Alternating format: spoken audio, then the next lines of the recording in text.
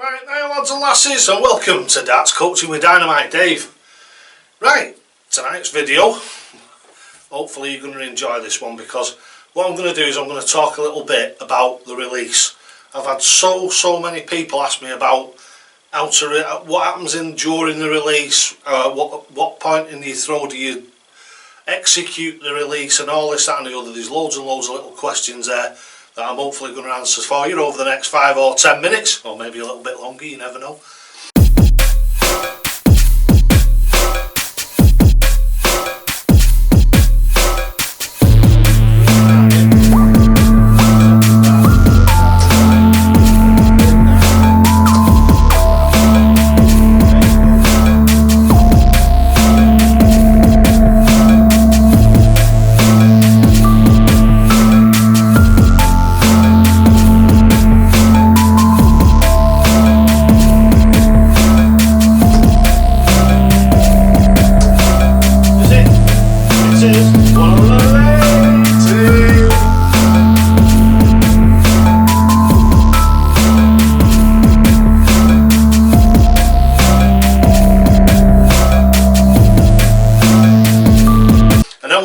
Section 2 of this little video is we'll have a little bit of a play along practice.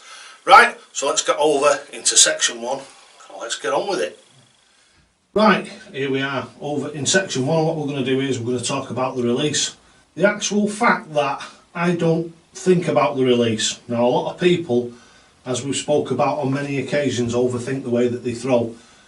What we'll say to you is there is consequences for obviously early and late release. If your brain is getting in the way and you're holding on to the dart too long, you're going to pull it low, aren't you? That's obvious. If you go too far over the swing before you release the dart, obviously your arm is coming down. If you release before the centre point, your arm is going up, so you're going to drive the dart up in the air. So the perfect place to release the dart is just before the vertical. So you actually get the loft on the dart and you get a nice path of travel. If it's released perfectly on the top, it's neither lifting through the air or going down through the air. The best way for it to go is slightly up, for the simple reason is it's a flight. So the dart is conducting a flight between your hand and the board. So whenever you throw anything, you always have to have what they call a trajectory on it. So the trajectory and then the flight of your dart, so trajectory is a flight. It's a path. So the path between your hand and the board, obviously because you're throwing an object, it will gain height to lose height. So you need to release the dart just before the vertical, the absolute vertical, to allow the dart to come out of your hand and go up into the air and come down into the board. If you hold on to it for too long, as the dart travels through the air, it's come down regardless of where you let go of it. So if you want it to be in a nice perfect place to land in the board, it needs to be just before the vertical. So whether my cameras will be able to capture that or not, I'll try and put it into slow motion and everything for you.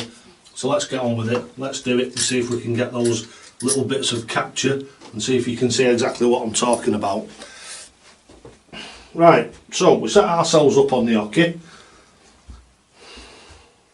in our position, fetch the arm up so it's nice and horizontal there, and as we come over, as you can see there, the dart flies in a lovely path to the board.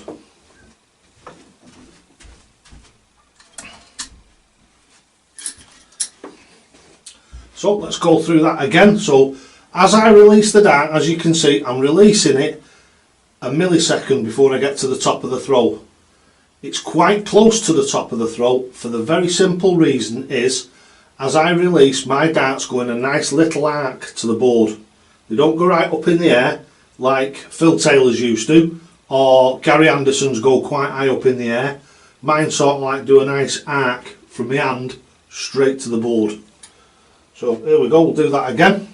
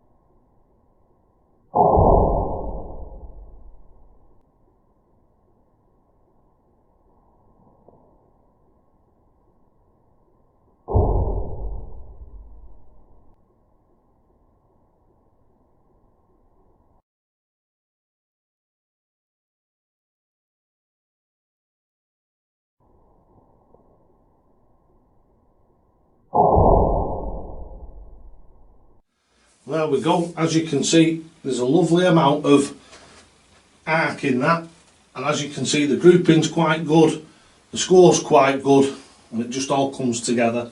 So that release wants to be just before the vertical, just after. Drag your darts down. A little bit too early means that you're going to be going out up into the double top and out the top of the board, obviously if it's quite an early release.